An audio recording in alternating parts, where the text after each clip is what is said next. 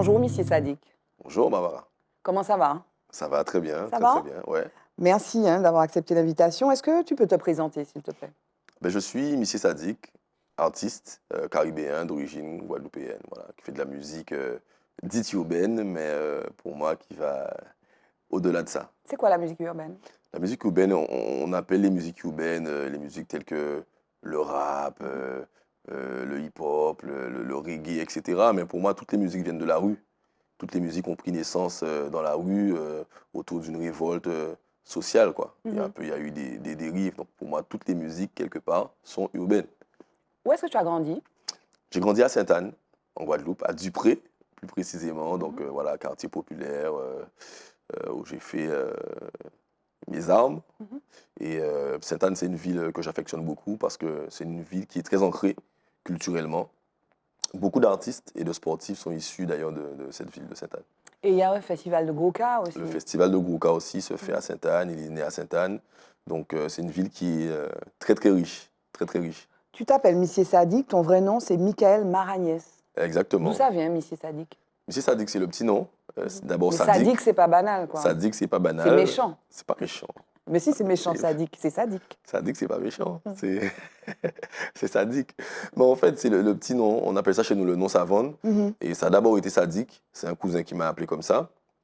Et comme tous les petits noms savants, ça reste. Mhm. Ça reste. Et avec le premier album, c'est devenu Monsieur Sadiq pour faire grandir le nom, le faire gagner en créolité. C'est vrai qu'aujourd'hui, moi, j'ai oublié le sens littéral du mot. Mhm. J'ai découvert même que Sadiq, c'est un prénom qui est très répandu dans le monde musulman. Mhm. Et je crois même que Sadiq, ça veut dire enfant de Dieu ou un truc comme D'accord. ça. Je me rappelle plus. C'est une dame qui m'avait Mais c'est pas interpellé, qui m'avait négatif. dit ça.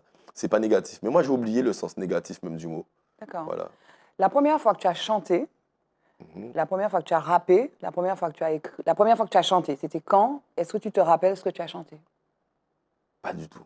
La première fois que tu as écrit un texte, c'était quoi? Alors, la première fois que j'ai écrit un texte, c'était au collège. Mhm. Je ne me rappelle pas ce que c'était, mais je sais que c'était un clash. Parce qu'on aimait se chamailler avec les copains et on a commencé à écrire comme ça. On a commencé à écrire comme Ce ça, qui on est écrivait urbain, des ça, c'est petites... vraiment dans les codes, ce effectivement, sont... Exactement. soit de la danse, soit même du rap, par exemple. Exactement. Donc on a commencé à écrire comme ça, on se chamaillait Mhm. à la récréation. Tac, tac, moi j'ai écrit ça, tac, tac, tac. Et ça a commencé doucement comme ça, les premiers textes. Ouais, c'est venu de là. En seul coup, ça a été le morceau qui t'a fait exploser aux yeux du grand public. Ouais. Comment c'est venu, en seul coup? Comment ce texte-là est venu? Quel a été l'élément déclencheur de ce texte, de l'écriture de ce texte? Alors, l'écriture du texte, c'est 2007-2008. Et l'album sort en 2009. Donc le morceau sort en 2009 en version acoustique, mais il existe une version rap de On sait le coup. Donc c'est un morceau qui prend naissance un peu dans le constat amer que je fais de la société qui m'entoure, d'injustice sociale, de violence. Alors moi je suis beaucoup plus jeune à ce moment-là, donc je suis plus en contact, en périphérie de la rue, de, de, de, de tout ce qui nous manque en fait en tant que jeunes, de tout ce dont on a besoin, de toutes les inégalités. Et en tant qu'adolescent, on reçoit ça un peu de plein fouet. Mhm. On se dit, mais c'est injuste en fait, le système il est mal fait. Qu'est-ce qui est injuste? Qu'est-ce qui est Ben, injuste? qu'il n'y ait pas de solution pour nous les jeunes, de voir des amis qui sont dans l'alcool, dans la drogue, la violence. Et pas que les jeunes, on se rend compte aussi de l'immobilisme un peu des politiques. Mhm. Donc, et de tout ça de toute cette espèce tout ça qui tourne en rond, en Mhm. fait, et de tout ce qui ne va pas dans la société, on le découvre, on en prend conscience, Mhm. et à ce moment-là, je décide de faire une chanson, en fait, qui parle de tout ça. D'autres l'ont fait avant moi, Oui, oui. et malheureusement, c'est une situation qui n'était pas nouvelle, Oui. mais moi, je prends conscience des choses à cet âge-là, quoi. Ça n'a pas Voilà. toujours existé, ça? La jeunesse un petit peu, comment dire, de l'autre côté des autres générations, avec ses problématiques spécifiques. Qu'est-ce qui a changé dans la Guadeloupe d'aujourd'hui ou dans la Martinique d'aujourd'hui, d'après toi? Mais C'est pire qu'avant? ça a toujours existé, alors c'est sûrement pire qu'avant, oui, mais C'est pire qu'avant. peut-être que on vieillit aussi et la violence d'aujourd'hui, on la trouve peut-être plus violente Mhm. qu'elle ne l'était, mais j'ai quand même l'impression que ça va de mal en pire quand même. Voilà, je pense qu'il y a des choses qui sont quantifiables, vérifiables. Je ne sais pas s'il y avait autant de jeunes qui perdaient la vie Mhm. par arme à feu. s'il y avait autant de jeunes en échec scolaire, etc., donc dans les trafics, etc. Donc je pense que c'est facilement vérifiable. Mais ça va de pair avec l'agressivité du système aussi. On est dans un système qui... parce que même là aussi, on a l'impression qu'il y a des lois injustes ou des déclarations méprisantes qui sont de plus en plus fréquentes. On a l'impression d'être plus pressurisé. Mhm. Et plus il y a de pression, Mhm. plus aussi il y a de révolte sociale. Il n'y a jamais eu autant de mouvements sociaux, il n'y a jamais eu autant de grèves, etc. Donc je pense que tout ça va de pair. Alors, il y a un autre texte aussi, La lettre, qui est un petit peu Mhm. sur le même. Comment dire? C'est aussi cette vision d'une société euh, marquée par des phénomènes comme la violence, effectivement. Et alors, il y a cette phrase, dis-moi si l'univers carcéral, c'est qu'on a dans Prison Break. Oui, Là, ça parle de l'univers carcéral. Ça oui. parle de cette personne qui est dans la prison. Et c'est un thème qui te tient à cœur. C'est un thème dont tu parles assez régulièrement. Pourquoi? Parce que Tu as été en prison, toi? pour chanter, Oui. pour chanter, Oui.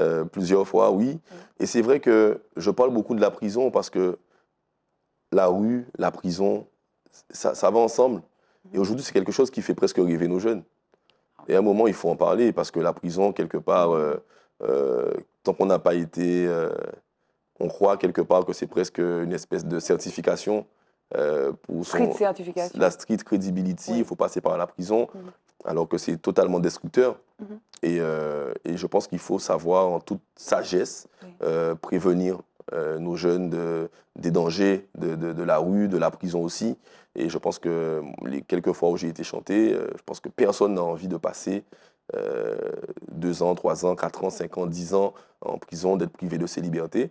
Et lorsqu'on est jeune, on dit on est jeune et con, on fait des bêtises, on se retrouve en prison, ça devient une espèce d'escalade, d'engrenage, on multiplie les incarcérations, etc. Et c'est comme ça qu'on se retrouve à gâcher une vie. Qu'est-ce qui manque? Parce que tu faisais le constat tout à l'heure de l'effet systémique, en fait. Si Ouais. tu veux, le rôle du système, enfin, le système, la place du système dans cette situation-là. Mhm. Qu'est-ce qui manque? Toi aussi, tu as été victime éventuellement de ce système-là, Bien mais sûr. qu'est-ce que tu as eu, toi, qui t'a permis, peut-être, la musique certainement, qui t'a permis de passer à côté de ça et d'être celui qui sans vouloir faire la morale, a quand même une forme de distance par rapport à cette situation. Qu'est-ce que tu as eu que les autres n'ont pas eu? Qu'est-ce qu'il faudrait pour que ça change? Ben, de la chance. De la chance. J'ai eu de la chance de pouvoir éviter certaines choses, mais à 1 millimètre près, j'aurais pu être quelqu'un d'autre, ne pas être assis en face de toi et j'aurais pu avoir pris un autre chemin. Donc, il y a eu effectivement certaines réponses qui sont venues à moi en réponse à une forme de frustration, de colère que j'ai pu gérer peut-être par le Tes sport. parents, par exemple, comment tes parents? La famille aussi, mais aujourd'hui, on ne peut pas incriminer totalement les familles parce que je pense qu'aucune famille ne dit à son enfant va braquer, va dealer ou fait des bêtises quelque part. Donc chacun est armé différemment. On dit des fois la présence des 2 parents, sûrement que ça aide, mais il y a des familles monoparentales qui fonctionnent très bien aussi. Donc, Bien sûr. comme dit ma maman, chaque être, chaque esprit. Moi, j'ai eu la chance de rencontrer le sport, de faire du sport, de faire de la musique. La musique, c'est un exutoire incroyable pour moi. Donc, toute cette colère, toutes ces incompréhensions, j'ai pu les mettre en musique, j'ai pu coucher des lignes. Mais il y en a d'autres qui n'ont pas cette chance-là, qui ne bénéficient pas aussi, peut-être, qui n'ont pas bénéficié de l'appui d'une famille, d'une cellule familiale forte. C'est vrai que ça aide. C'est vrai que ça aide aussi, mais ce n'est pas la seule condition. Voilà. Venons-en à ton dernier album, Cohérence. Alors, pour l'avoir écouté, donc pour moi, il y a 3 types de sons.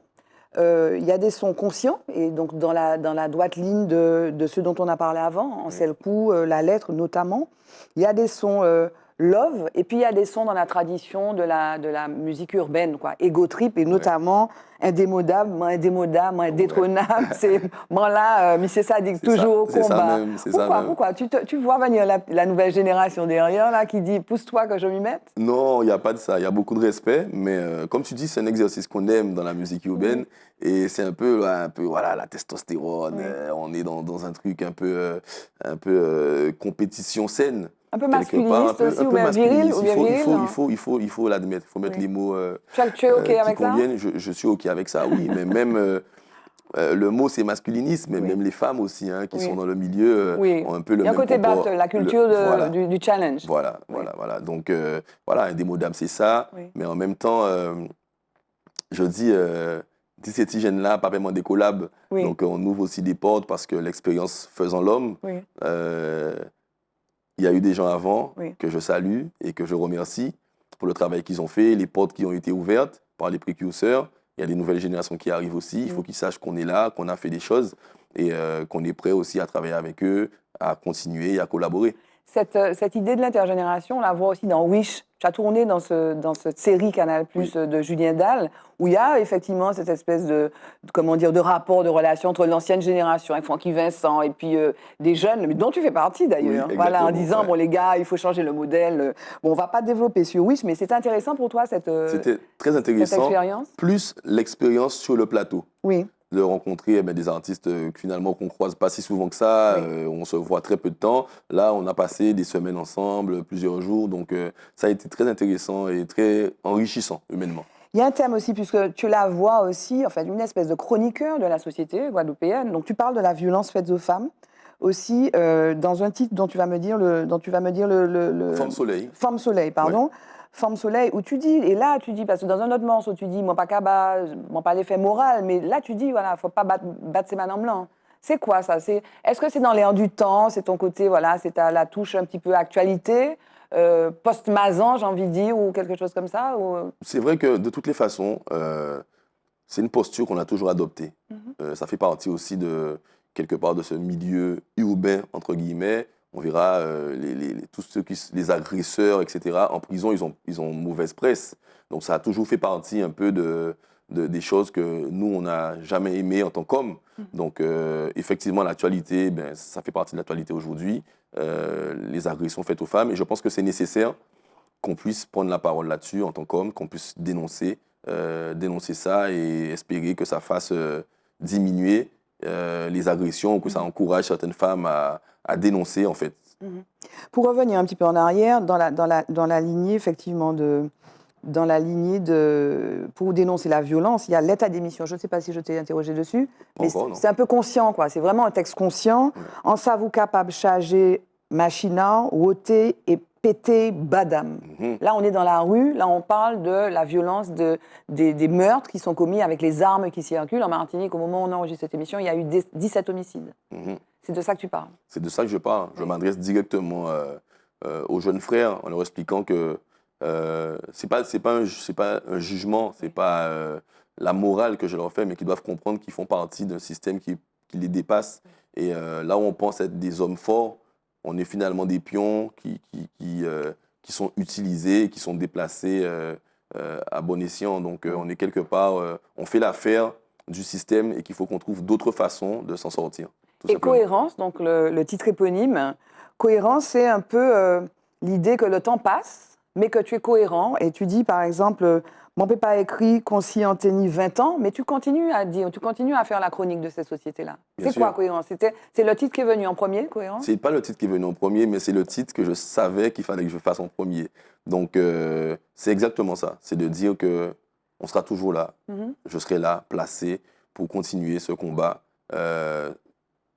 Qui est d'éclairer à ma façon les jeunes, les moins jeunes, de donner ma vision, mon analyse de la société.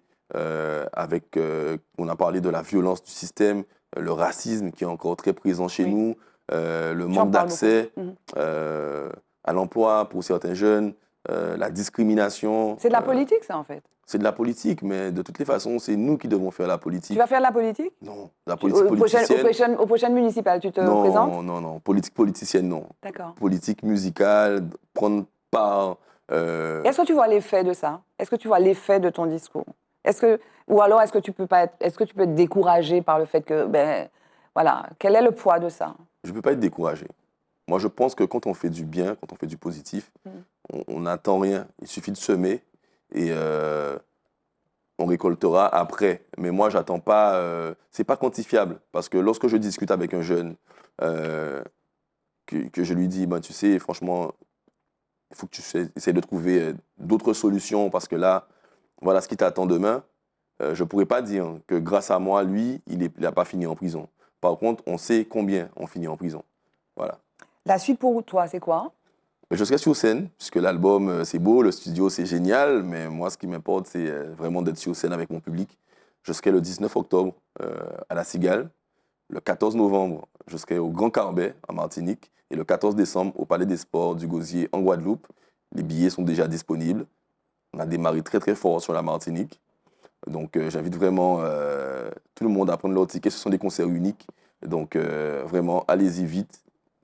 Je ne pourrai pas faire grand-chose après. Le Voilà. mot de la fin, ce serait quoi? Mais ce serait surtout remercier les gens qui me suivent parce que c'est très important. Il n'y a pas de public, il n'y a pas d'artiste sans public. Et vraiment, merci à ceux qui me suivent depuis déjà quelques années, on va dire ça comme ça. Et voilà, ayez de l'ambition, ayez des rêves et tenez-vous-en. Merci, Missy Sadiq. Avec grand plaisir, merci.